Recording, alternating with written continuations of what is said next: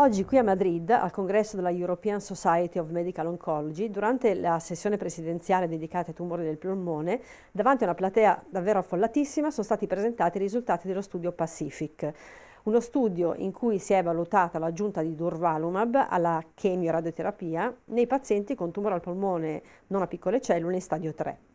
Durvalumab, secondo gli esperti, diventerà un game changer in questo setting. Noi ci facciamo raccontare i risultati dello studio e la sua importanza dal primo autore dello studio, che è stato anche pubblicato già sul New England Journal of Medicine, il professor Pazares. Professor Pazares, which kind of patients have you treated in the PACIFIC trial and how have you treated them? So this is a randomized trial of patients with stage 3 disease, unresectable, that had been treated with chemoradiation and had not progressed at the end of chemoradiation.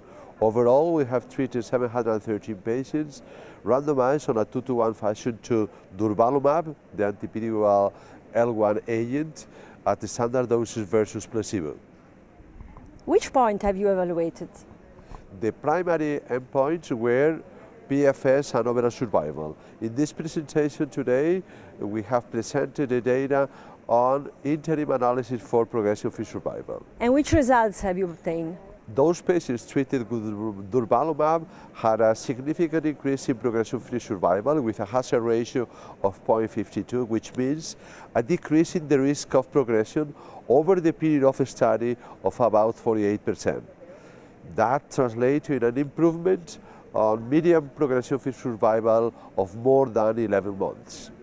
So the results about overall survival are not mature yet, aren't they? The survival analysis had not been done because data are immature for survival. This is only interim analysis for progression-free survival. What about the incidence of new lesions? So consistent with the PFS analysis, there was an increased response rate with durvalumab, and in addition there was a decrease in the appearance of new metastatic lesions. That was true everywhere, lymph nodes, brain, and any Wilson site. Which was the safety profile, especially regarding the immune-mediated adverse events that are specific of this kind of therapy? So the results in terms of safety were unexpected. So there were no new signals in that case. So there was a slight increase in the number of side effects, particularly immune side effects, which were in the range of expected.